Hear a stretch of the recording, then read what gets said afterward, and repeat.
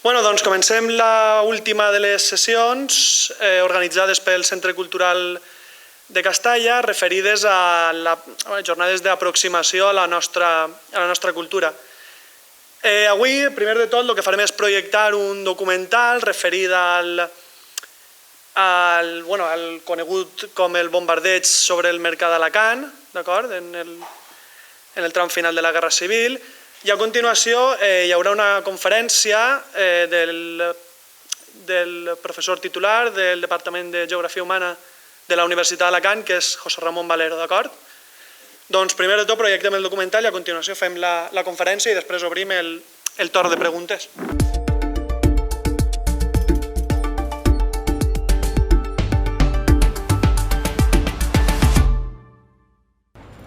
Este és el mercat central de la ciutat d'Alacant.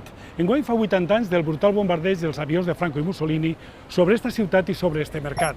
La metralla només en este punt de venda va provocar més de 300 morts i més de 1.000 ferits. Era un 25 de maig de 1938. És, diuen alguns historiadors, l'atac sobre població civil més brutal, més dur de tota la guerra.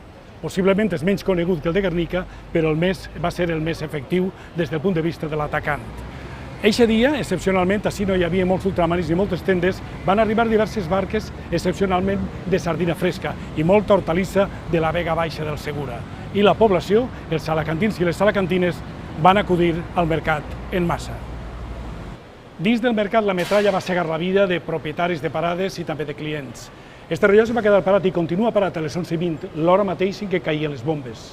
Ara podrà veure el documental La sardina i la sirena del director Manel Biosca, que fa un repàs a aquells fets històrics, a aquell criminal atac contra població civil ací a Alacant. Va ser un acte de falta d'humanitat que va marcar la vida i la memòria dels alacantins.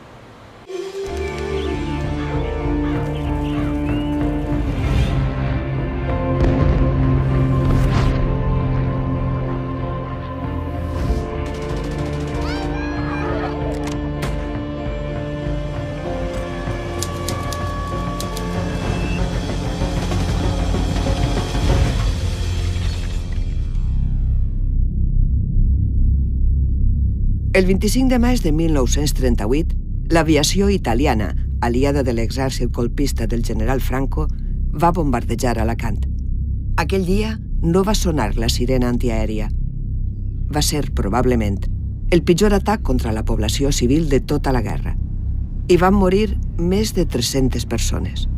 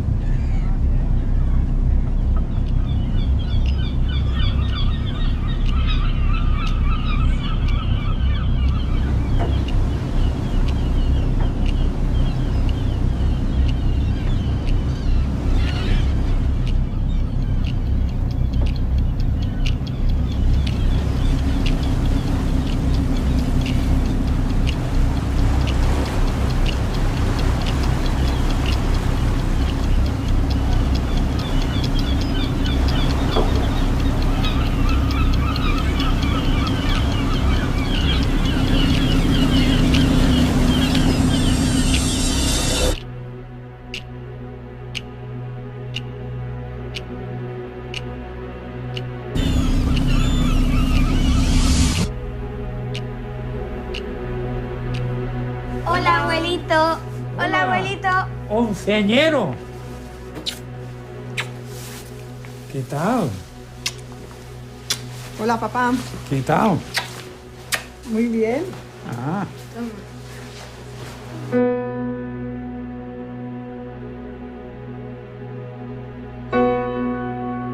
Alacant és al final de la dècada dels anys 30 i durant la proclamació de la República, una ciutat coqueta, una ciutat que pràcticament està concentrada en l'Eixample i en els barris obrers del voltant. És una ciutat marítima.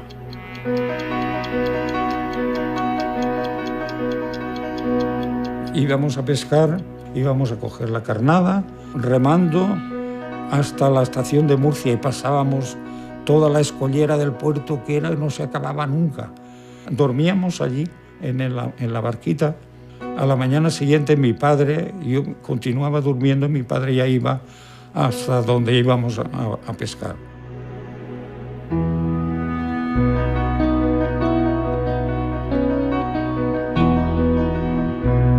Es una ciudad de actividad mercantil y con una industria, podemos decir que incipiente. La gente trabajadora o bien trabajaba en el puerto o bien trabajaba en la fábrica de tabacos. Pràcticament hi ha una classe mitjana i una classe alta mitjana que se l'anomena tradicionalment com la burgesia del bacallà perquè fonamentalment la seva indústria era la venda de salats, un comerç pesquer que és importantíssim.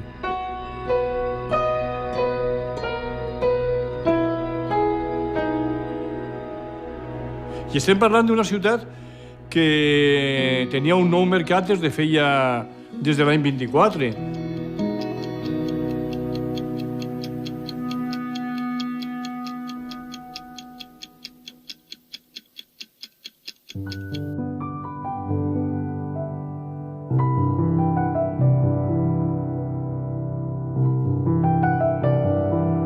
Yo me acuerdo que por Navidad nos levantábamos las mujeres a las 6 de la mañana para ponerte en la puerta para cuando abrían el mercado, entrar corriendo para adentro para ponerte en donde comprábamos. Porque en Alicante no había más que el mercado central. No había nada, todo el mundo teníamos que ir a comprar al mercado.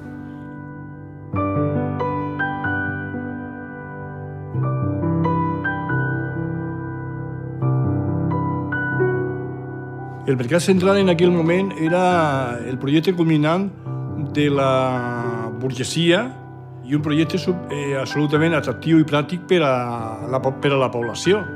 Y lo primero que había era una barra muy grande, que había café y bocadillos, y en verano había olla cibá y horchata.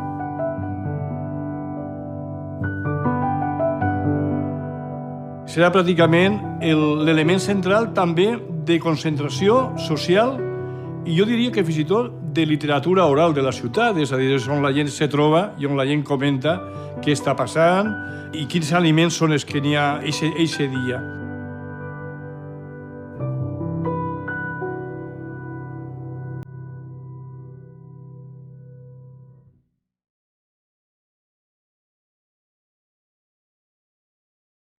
Alacant és una ciutat que, quan arriben les eleccions locals del 14 d'abril de 1931, vota majoritàriament per la candidatura comuna i unitària del Front Popular. Aquesta candidatura replega més del 80% del vot dels ciutadans a les urnes.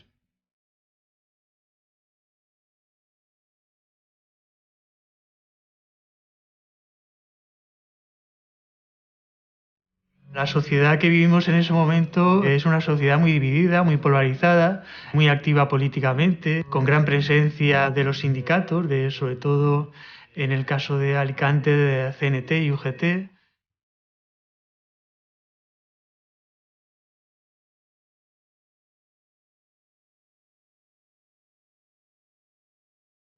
Alicante era una ciudad muy de izquierdas, muy republicana. De hecho, cuando se proclama la República, la primera capital de provincia que visita a don Niceto Alcalá Zamora, el presidente de la República, es Alicante.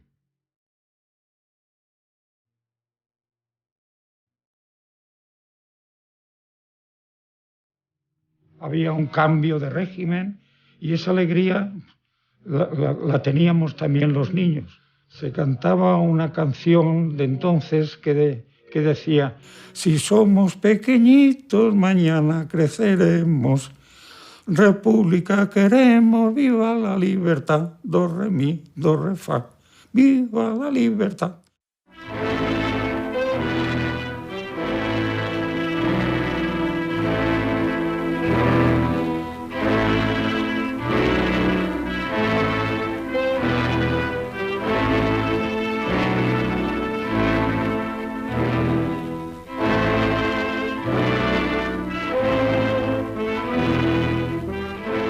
Quan comença la guerra, el juliol del 36, és una ciutat que entra en un procés de rereguarda perquè no està directament en el front, no és Madrid, no és la zona de l'Ebre, però en canvi serà un front dins del front perquè està constantment perseguida, atacada i assenyalada com a objectiu des de l'aeroport de Son Sant Joan en Mallorca de l'aviació italiana de Mussolini.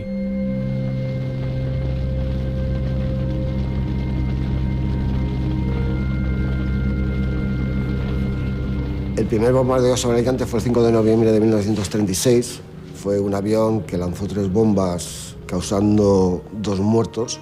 Se menciona que ese primer bombardeo no debió de producirse porque estaba José Antonio Primo de Rivera en la cárcel, pero curiosamente hay documentación que menciona ya desde agosto y septiembre del 36 que Alicante debe ser frecuentemente bombardeada.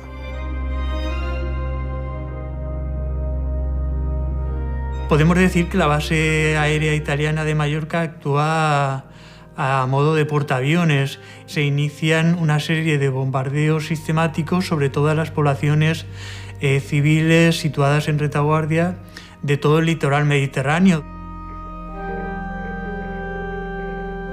Alacant no hem d'oblidar que en un moment determinat és una ciutat que està permanentment bombardejada. Durant tot el temps de guerra, en 70 ocasions. 2 l'any 36, 4 l'any 37, 52 l'any 38.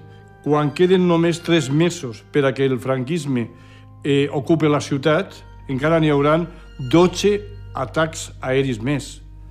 Tot el món està preocupat perquè sap que d'un moment a un altre tornaran a aparèixer els avions.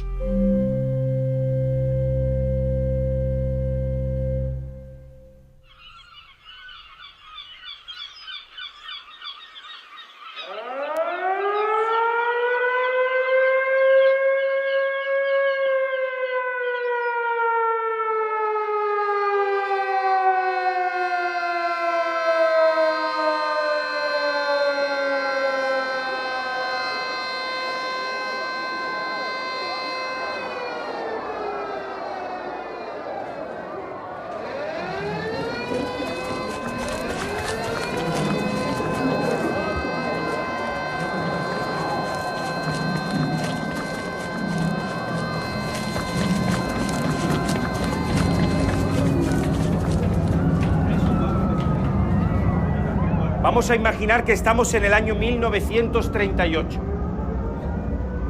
En ese año, la ciudad de Alicante sufrió un total de 52 bombardeos, saboyas italianos, hidroaviones de Franco que llegaban desde las Islas Baleares, bombas de entre 5 y 500 kilos están a punto de caer sobre nosotros.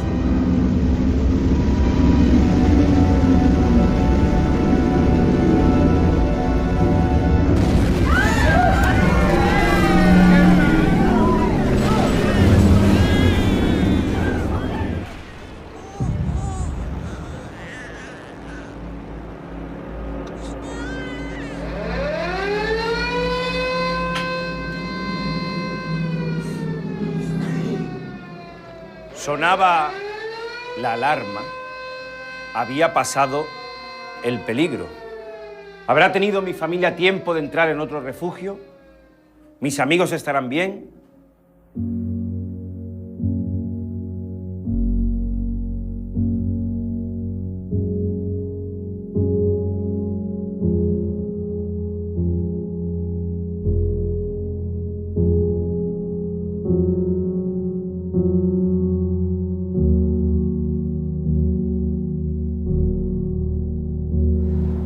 Estaba agobiat amb por, tenia por. Bueno, jo no, però si em posen el paper d'ells, sentiria molt de por. A més, sense els teus pares, sense res. Supose que seria un poc, no sé, no tinc paraules. Pues he sentit un poc nerviós perquè mai havia entrat i curiositat també perquè mai havia visitat este lloc. Al principi m'ha donat molta pena per les persones que hi havia aquí dins i després la part positiva és que hi ha moltes persones que s'han pogut salvar.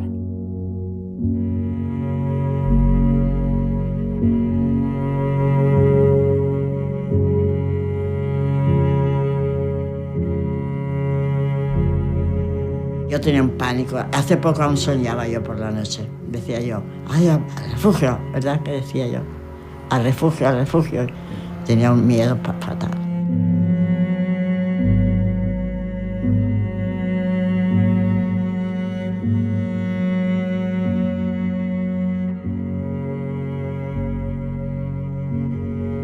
Allí había niños, mujeres y todo. A veces, cuando alguna señora había dado a luz, entre 4 la llevaban con un colchón y la dejaban allí. Yo me acostaba con mi suegra, nos íbamos al refugio a dormir, porque sabíamos que entonces a una cierta hora muchos días venían de noche. Y cuando venía toda la gente corriendo, nosotros estábamos allí dentro.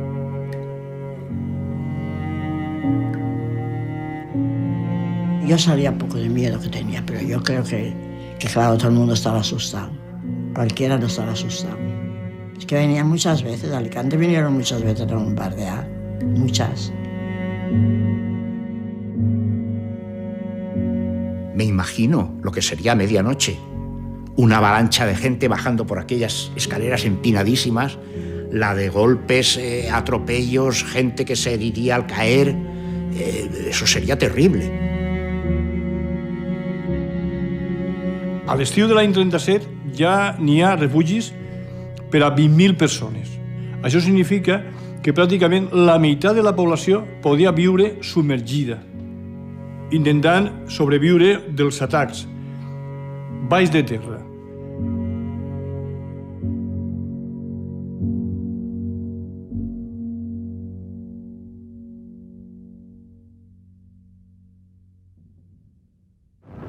An excellent chance to test new weapons and tactics.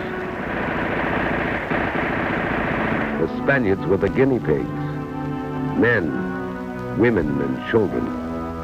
It was a long war, ended finally by hunger.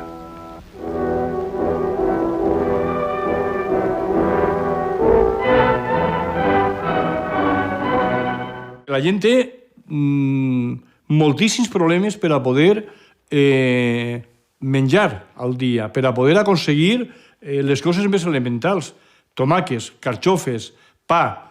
Se pasaron mucha hambre. Yo me acuerdo que comí un día, fíjate lo que comí. Espérate que piense.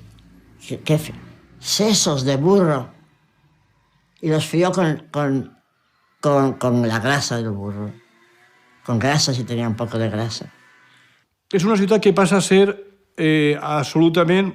que passa a entrar, perdó, en un estat de por constant. És una ciutat aterrida, atemorida.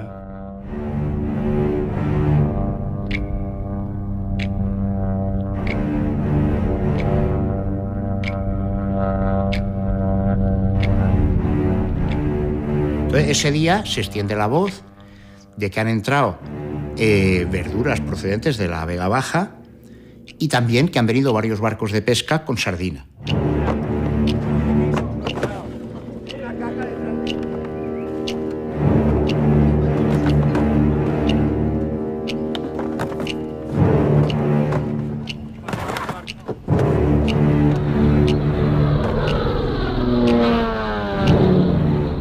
Entonces, ¿qué pasa? Que una ciudad pequeña, donde todo el mundo se conoce, y hay montones de gente, mujeres que incluso van con sus niños pequeños en brazos o de la mano, y entonces hay una gran acumulación de personas en el mercado.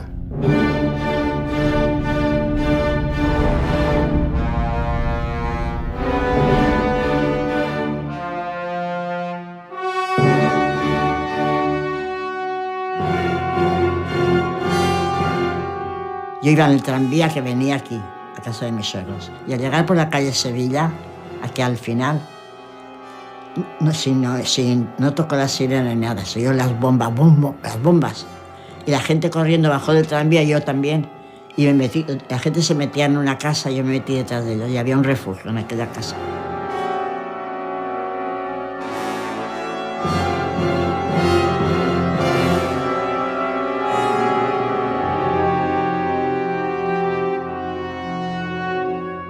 Y allí estuvimos 5 horas.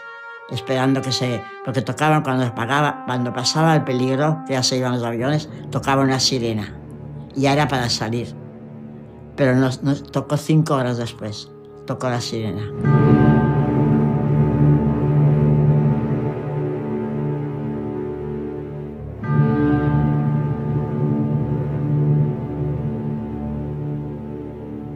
la metralla mata a un montón de gente. Casi todos los muertos, de los 300 muertos del bombardeo, son los que estaban allí en el mercado. Como nosotros estábamos en la Albufera, oíamos las bombas, pero no sabíamos lo que había pasado. Fue luego cuando empezó a venir la gente, cada uno hablaba de lo que había ocurrido, vamos, y estaban horrorizados. Es que hubieron más de 300 muertos y otros tantos heridos. La cosa horrorosa es que hay muchos muertos por decapitación. ¿Por qué? Porque los puestos son de madera, tienen una pared por detrás de una altura de 1,5 metros, algo así. La metralla se incrusta en la madera, pero lo que pasa por encima está a la altura de los cuellos de las personas. Porque estaban recogiendo muertos por las calles, por la plaza del mercado, cayó todo por la plaza del mercado. Murieron 300 personas.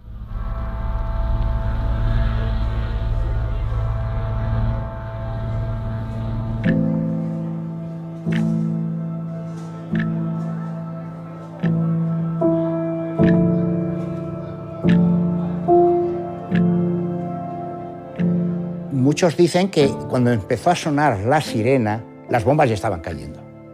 Con lo cual, la gente estaba todavía en las colas de la plaza del mercado y empezaron a caerles bombas encima. Esa fue la causa de que hubiera tantos muertos.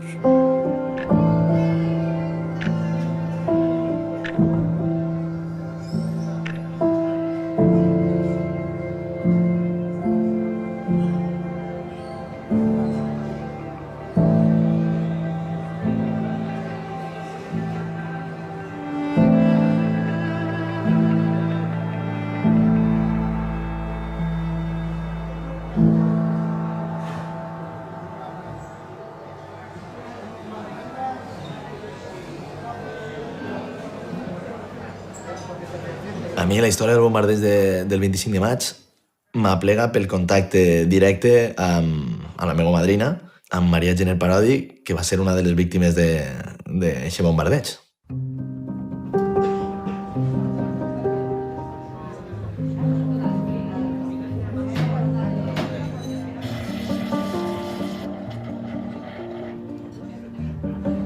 Quan mon tio Dani ens diu que ha gravat un vídeo del testimoni de la madrina, tota la família ho rep molt positivament.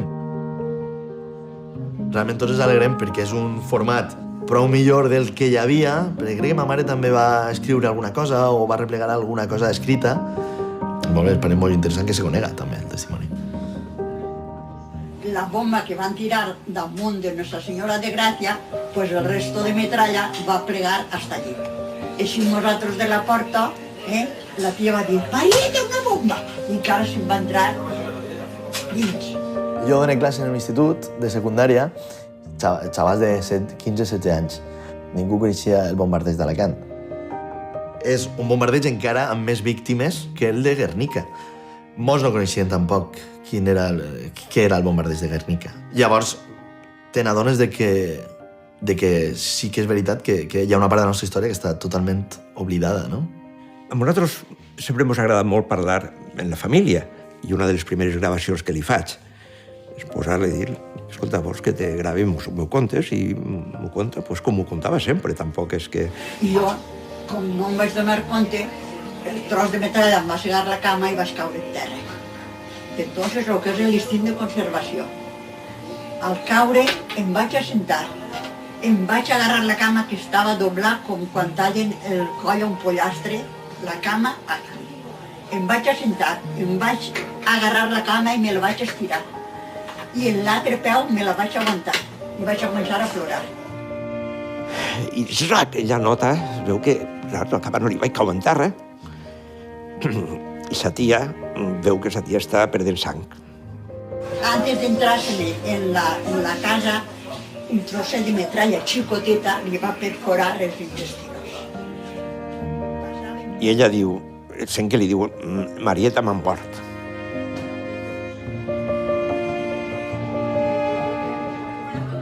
Cada vez quedan menos testigos, cada vez la gente es muy mayor, obviamente va falleciendo, y toda esa memoria oral riquísima de esos testigos, de uno y otro lado, los estamos perdiendo. Y es una información valiosa, es una información histórica valiosísima. Perquè cada persona d'estes majors que ha acumulat moltes experiències i que a més les ha reflexionades i s'ha sabut mantenir la distància com per poder-les contar, doncs cada volta que una persona deixés falta és com si es cremara una biblioteca.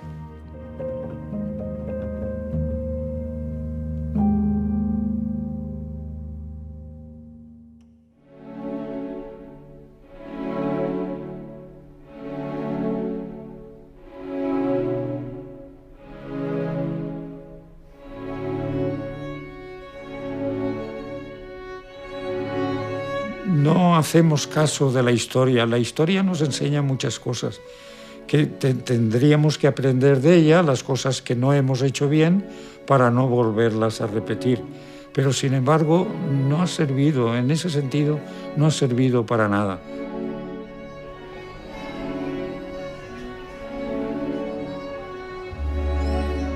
Que si hay otra guerra no será como aquella, no con la escopeta allí en el frente. Ahora tocarán un botón y se van a hacer puñetas todos, ¿no?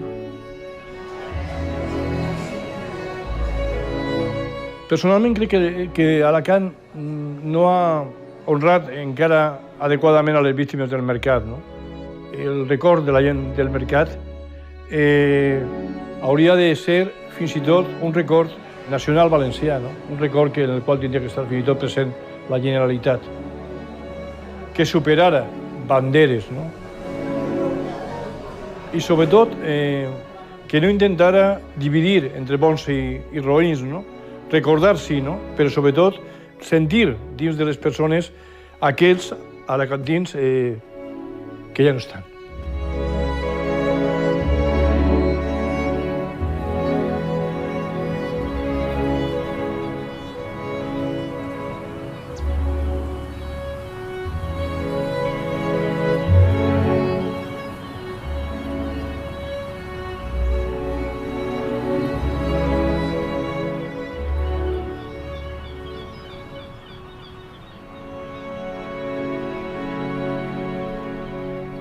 Val, doncs, a continuació, el professor José Ramón Valero realitzarà una conferència relacionada amb els llocs del final de la Guerra Civil, sobretot en terres alacantines.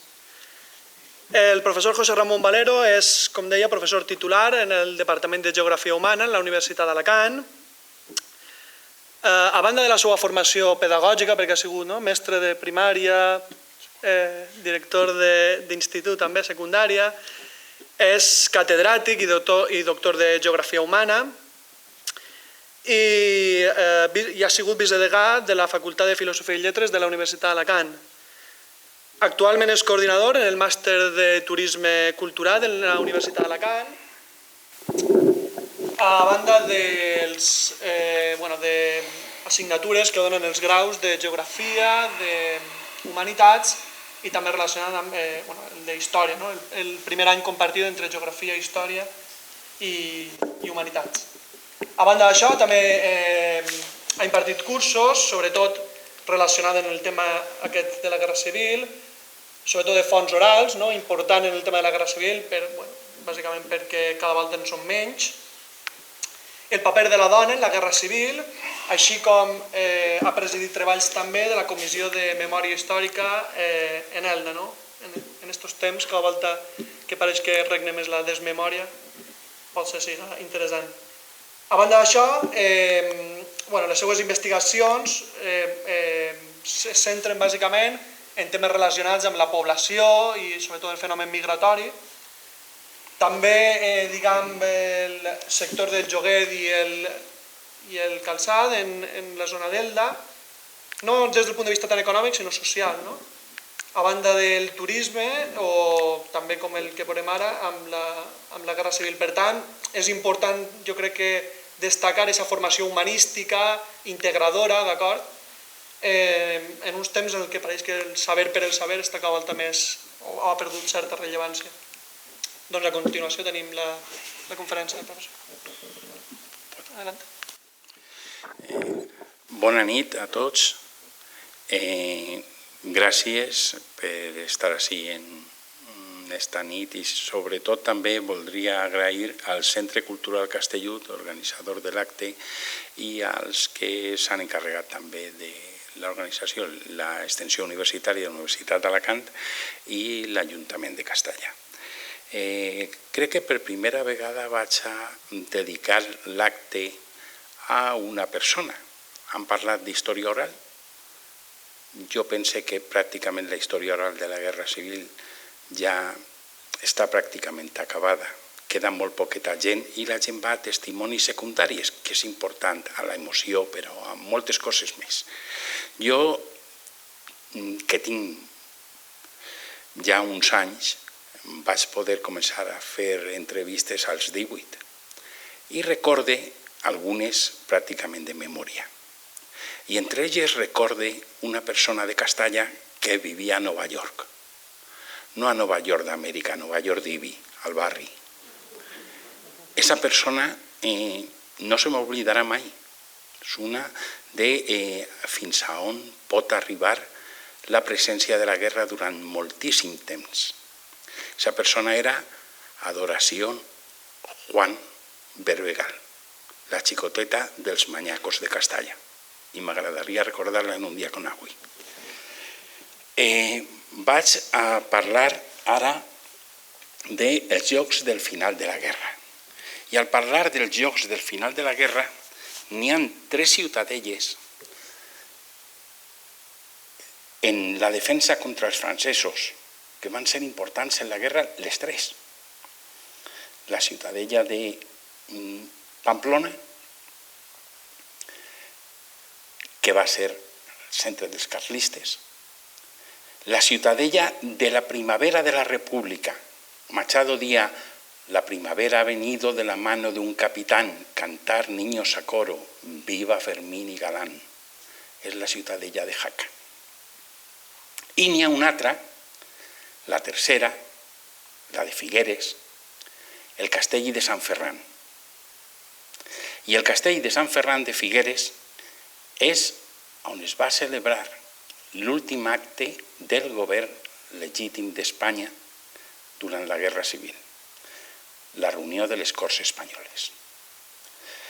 Després, des de Lavallol, des de Portbou, des de tants llocs, però sobretot de Lavallol, perquè va ser l'eixida de l'últim soldat, en l'exposició d'Assanya que recorreix actualment Espanya està la bandera d'Eibar i la bandera de Lavallol, pràcticament acotant el temps de la República. Va començar des d'allí l'eixida, la pèrdua de Catalunya, que era la pèrdua de la guerra, i va començar la retirada. La retirada va ser el final de la guerra per a moltíssima gent. Més de 200.000, 300.000 persones, més o menys, van eixir per la frontera en això que després es diria votar en els peus. Van eixir molts soldats per tots els llocs. N'hi ha una persona molt coneguda que va eixir en sa mare, era un vell, però va eixir en sa mare i va arribar molt poquet més enllà de la frontera. Antonio Machado, Cotlliure, en la Catalunya francesa, en la mateixa Costa Brava.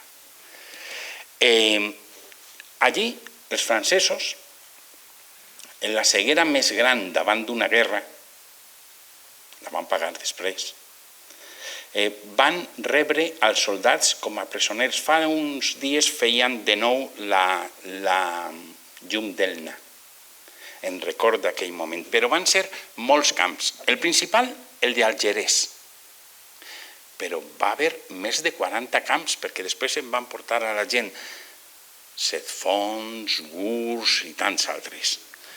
I a partir d'ahir la majoria de la gent ja no va tornar a Espanya fins al final de la guerra. Què quedava d'Espanya republicana? Quedava només que un quadrant de bona part de València. València va saber defensar-se, a vegades no el van dir. Per què? Perquè això es callava, però la línia quisiseta va ser la possibilitat de no prendre el franquisme en València fins al desmantellament final del front. Almeria, abans van dir molt probablement la major agressió. No, la major agressió és la carretera de la mort de l'eixida de Màlaga a Almeria. I n'hi ha altres també. Que és més que Guernica, sí que és veritat, però no és la major agressió. Tot Alacant, tota Múrcia, bona part de moltes altres províncies. Era una quarta part del territori i era un territori que estava defensant en Madrid i estava en un litoral molt castigat per les forces franquistes. El govern republicà s'havia quedat sols. Les brigades internacionals en això de la no intervenció, d'eixir tots, se'n van anar. Va haver els acomiadaments més grans en tots els pobles. Es va quedar només que els republicans i els assessors soviètics i alguna gent que es va quedar aquí, però molt poqueta gent. Els alemanys i els italians continuaven les forces regulars. Al meu poble, l'exèrcit nacional, que diuen ells, perquè no els cridaven nacionals, els cridaven feixistes. I jo no sé si eren nacionals, però al meu poble van arribar primer els italians i es van quedar els marroquins. Eixos eren els nacionals també. O sigui que després van canviar el vocabulari i tot. Era el moment de la fam, ja l'han vista en el documental. Aquí teniu el sistema de distribució de la farina, teniu el sistema de preus tancats i per supòs, el problema del racionament. Eren situacions molt dures. En Castalla està contant des del punt de vista de la ficció. És una novel·la. No és la realitat de Castalla punt per punt. En el cas d'Enric Valor, ni té l'obligació de fer-ho. Però sí que n'hi ha molts moments importants de la guerra que estan reflectits així en temps de batuda. Estem en una economia molt militaritzada que va portar, pràcticament fugint de les zones més calentes de la guerra, a bona part de la infraestructura armamentística d'Espanya, la que restava encara en part de l'exèrcit espanyol, a la nostra zona, aquí, sense anar més lluny. El cas de la hispano-suïssa, després en Rabassa i en la zona de la Marjal, l'aeròdrom, van portar, per supòs, moltes fàbriques d'armament, la Pallà i Rico d'Ibi militaritzades, la Unió Naval del Llevant en Elda i en Petrer, per supòs Alcoi. I quan es perd Catalunya, el president de la República Espanyola ja no va tornar, ja va continuar en França, inclús va dimitir quan el reconeixement de França i d'Anglaterra, al final de la guerra, a l'exèrcit franquista. Tampoc va tornar el general Vicente Rojo, valencià de la Font de la Figuera. El general Rojo, catòlic, conservador, però fidel al compromís en l'exèrcit del seu país i de la seva pàtria, va aguantar fins al final de Catalunya. És el general de l'Ebre, al que per cert deixen venut quan no arriben les armes que havien garantit que arribarien a Espanya, i per això aquesta campanya estratègica meravellosa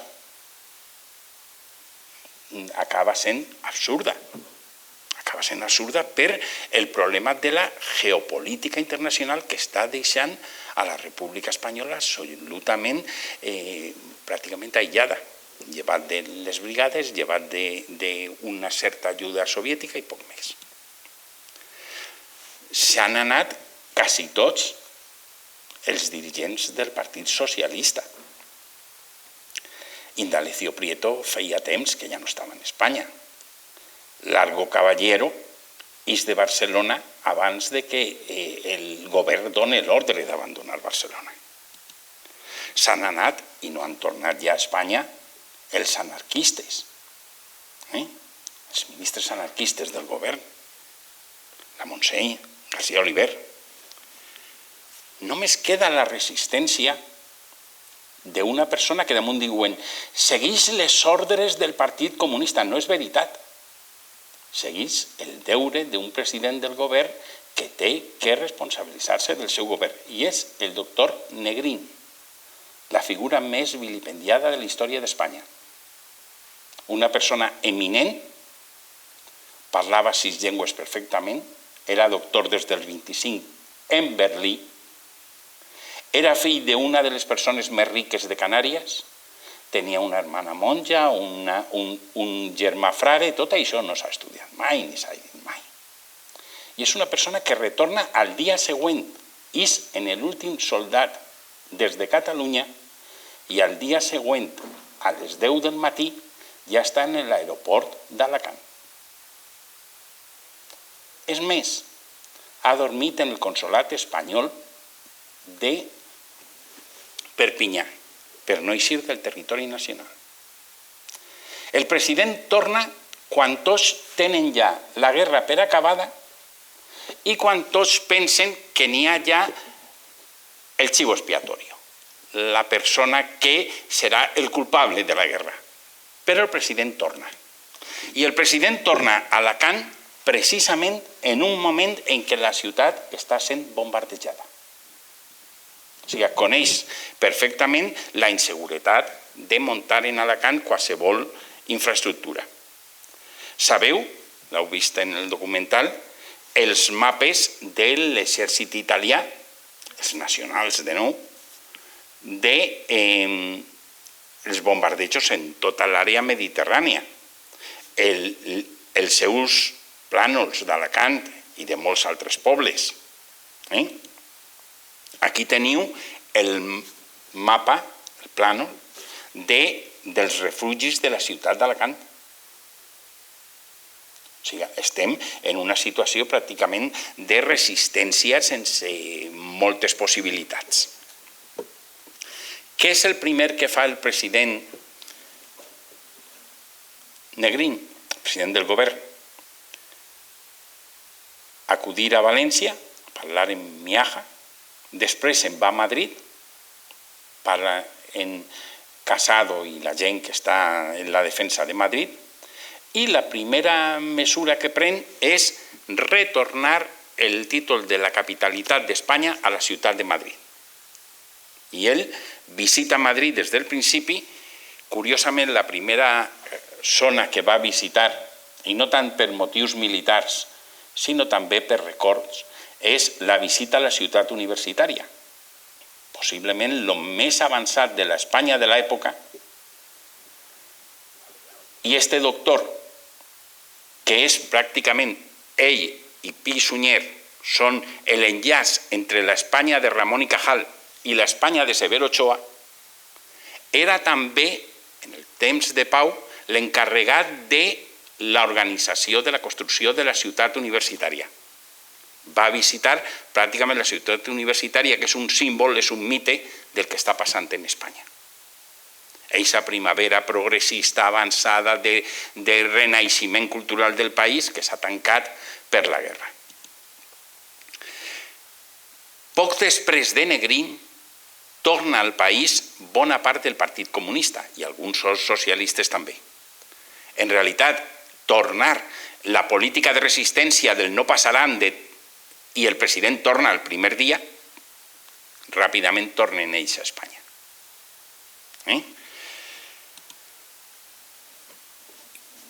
Què farà Negrín?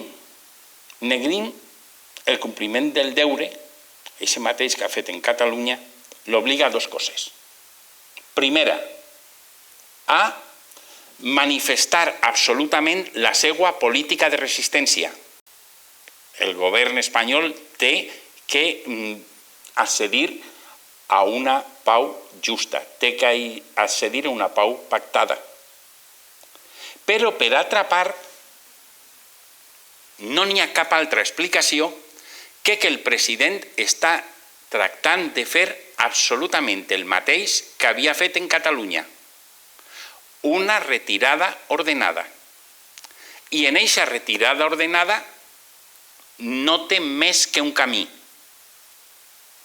I el camí passa per l'eix Madrid-Cartagena. En aquest eix de Madrid a Cartagena, el port més proper a Madrid és Alacant. En línia recta és possible que sigui a València, però en realitat, en l'època i en temps, és Alacant. I, per tant, té que generar una estructura que puga organitzar la retirada de l'exèrcit de qui vulgui anar-se'n d'Espanya. Els vaixells que arriben a Alacant estan tots enviats per societats interpostes del mateix govern de la República. És a dir, s'està organitzant la eixida voluntària que poguera impedir tot el que se sabia, el que anava a passar en la postguerra d'Espanya, l'Espanya criminal, ja existia des de molt temps abans en l'època, en la zona franquista. És cert, va haver crímens en la zona republicana. No podem oblidar-lo, mai. La República va haver centenars de criminals. Però el règim franquista és un règim essencialment criminal. I un doctor, una persona, en un raonament absolutament lògic, lo sabia perfectament. I, per tant, era una manera d'aconseguir una retirada ordenada. Per tant, l'única carretera, ferrocarril, que mantenia en normalitat la República era la carretera general Madrid-Alacant. I en eixa carretera, quan Negrín arriba a Madrid i veu que pràcticament està vigilat durant tot el temps, ràpidament parla en alguns dels seus col·laboradors principals i tracta de veure on fixar la estructura de l'exèrcit al seu costat i la seva residència que puga permetre eixa possibilitat d'organitzar la retirada. On està? Pues, lògicament, en la província d'Alacant, lògicament, més enllà del Portitxol. Recorden que en el Portitxol estan les defenses d'Alacant, unes defenses que estan en la zona de la mateixa serra del costat d'Alacant, estan en el far, en el cap de Santa Pola, i està dins, ja quasi al costat de Montfort, en el Portitxol. Per tant, més enllà d'aquesta zona més bombardejada. Lògicament, per l'impacte de les carreteres, només pot ser dues zones molt clares, o la zona de Villena o la zona d'Elda, on fixar la residència del president i l'estructura militar. Villena, està clar, la majoria de les fotografies són Villena Cuéntame, Alborada d'Elda, l'Arxiu Municipal d'Alacant. No he fixat totes les indicacions, però la gran majoria són d'aquest tipus de pàgines que tenen una quantitat de material gràfic impressionant. Aquí teniu Villena, el centre, per on passava la carretera. Al costat és la plaça que encara continua, la plaça de l'Ajuntament. I en el cas d'Elda també tenim la calle Nueva, en el seu banc municipal, l'únic de la província que n'hi havia, en la seu de la Federació d'Empresaris, en el casino que era un hospital militar, en tota una sèrie d'infraestructures.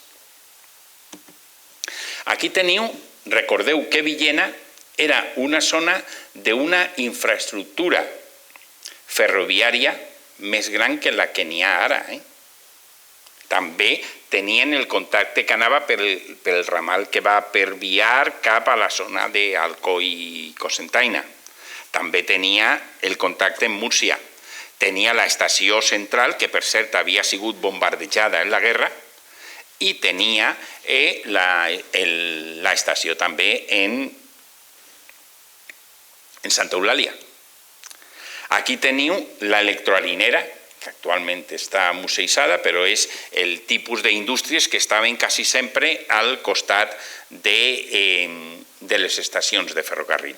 I l'electroharinera era una més de les indicacions de la potència agrària que tenia Villena, que no tenia pressupost Elda.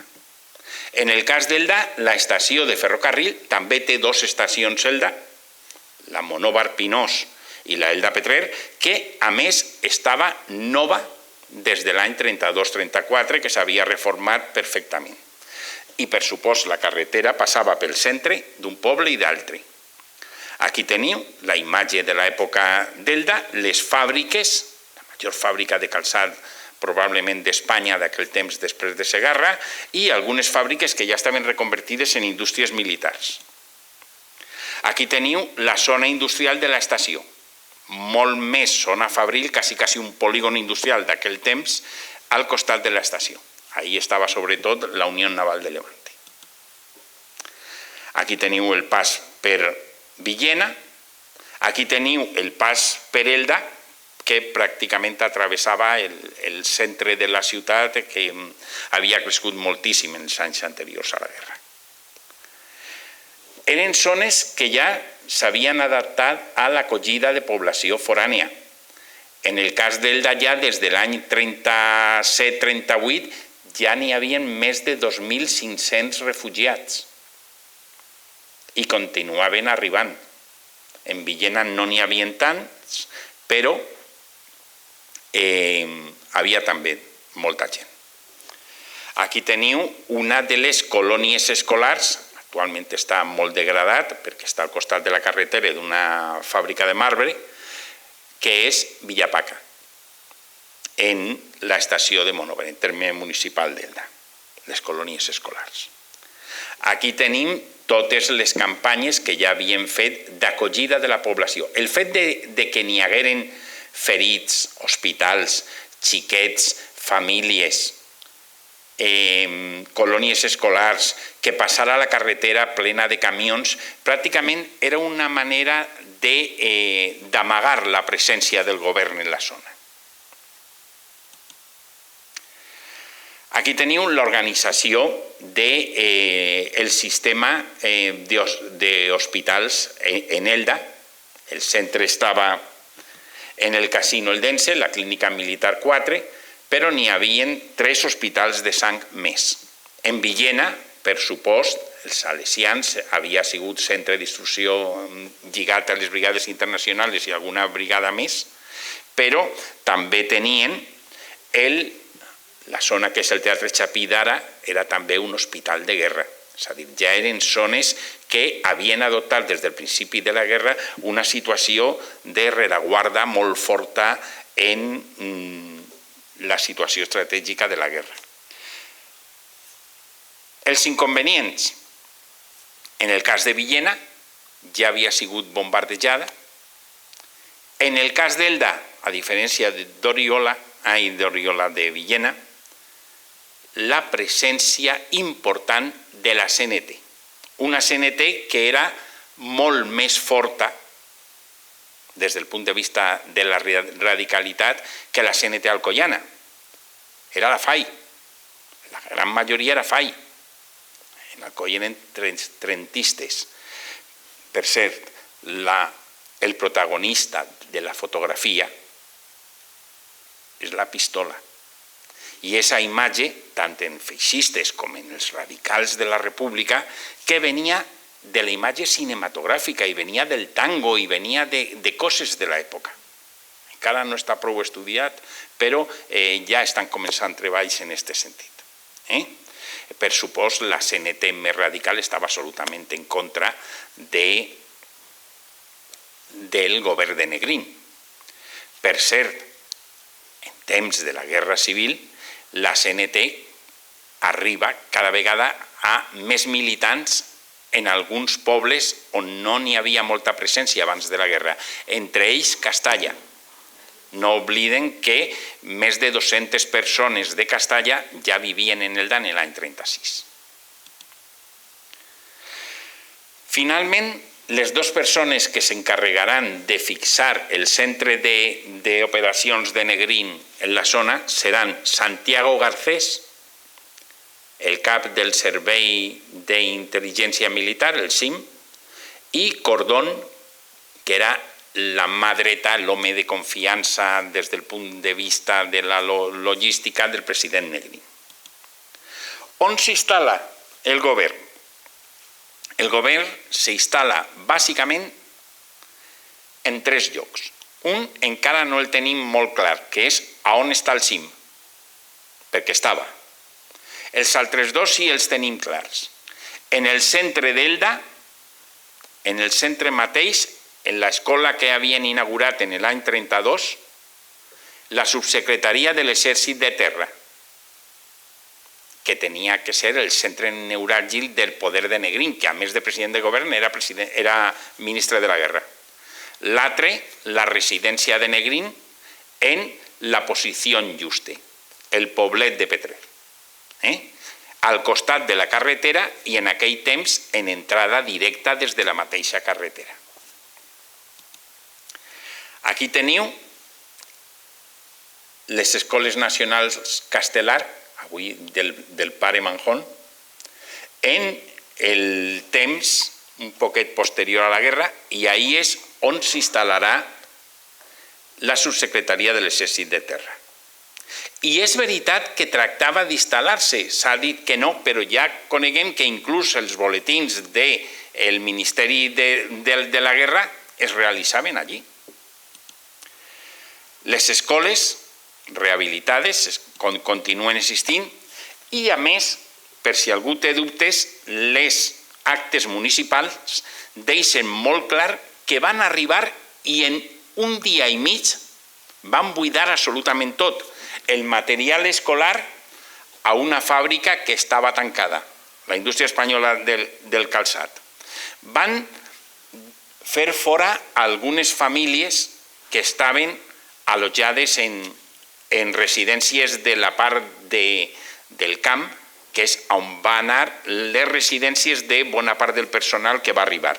I es va fer en poquet temps. I sobretot també es va llevar la cantina quàquera.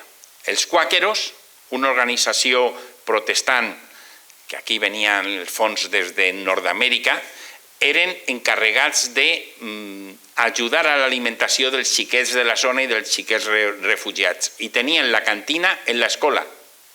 I quasi és el que més va preocupar a la població. La cantina va eixir també de les instal·lacions. Aquí teniu el poblet de Petrer, una versió dels anys 70, probablement en els anys 30 no estaria tan arbolat per ells, perquè era una finca relativament recent. És on es va instal·lar el president Negrín. Aquí teniu una imatge interna del poblet, que com sabeu ja ha sigut declarat Vic, però que encara no és possible visitar-lo. I aquí teniu una imatge d'una fotografia aèria pareguda a la del temps de guerra, però ja de postguerra, que és una finca en oliveres i una finca al costat de la carretera i al costat de la via del tren. La instal·lació del president. I aquí teniu una fotografia recent de Martínez Lorenzo, un fotògraf que feia fotografia des de parapente, que teniu que quasi la discreció de la finca fora del poble, pràcticament quasi ningú es va adonar que el president residia en la zona.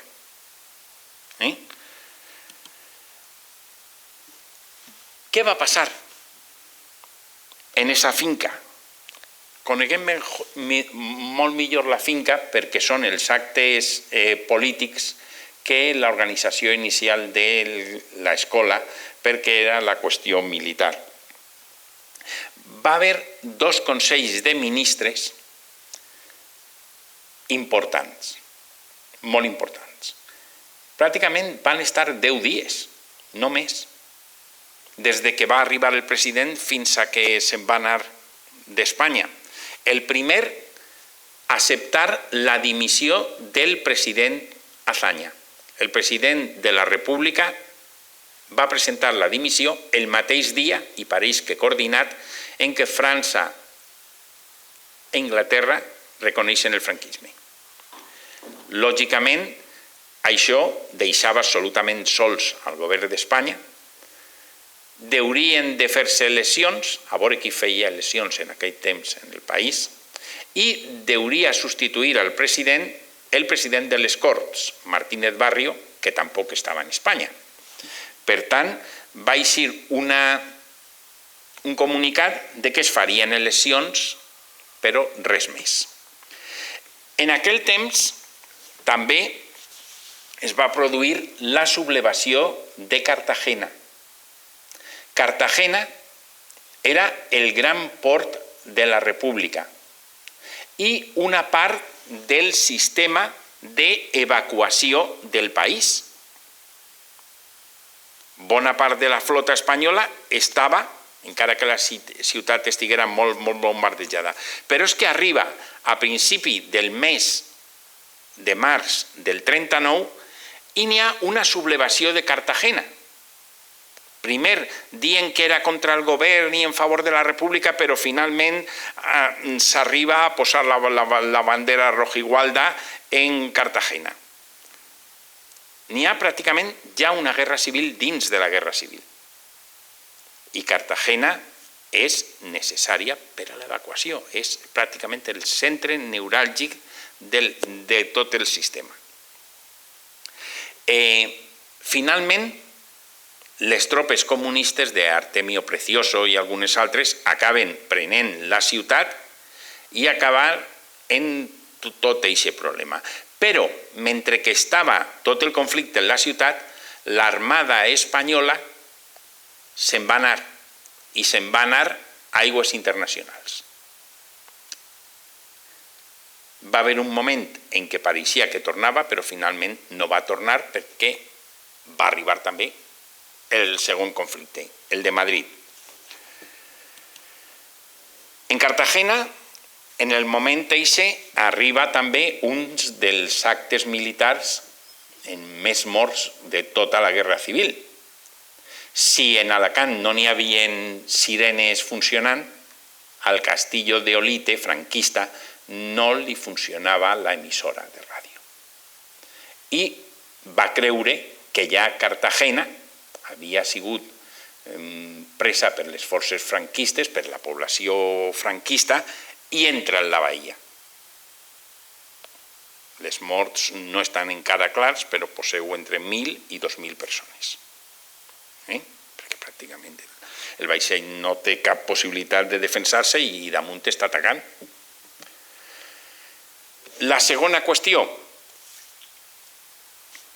mentre que Negrín convoca el segon Consell de Ministres i ja sap perfectament que Casado està tractant de no obeir les seues instruccions, és a dir, per molt que estiga en la zona, el president està en permanent contacte amb moltíssima informació de la resta del país i sobretot la que arriba des de la gent més d'esquerres de les corrents del PSOE de l'època i el Partit Comunista. El dia 5, quan s'està produint el Consell de Ministres, quan es va deliberar ja pràcticament el final, quan ja pràcticament han acabat, s'enteren que en Madrid s'ha constituït una Junta de Defensa Nacional. La Junta de Defensa que té com a home fort a Segismundo Casado, una persona un poquet estranya, perquè ell defensava que als militars Franco anava no sols a donar-los el perdó, sinó també el càrrec que tenien abans.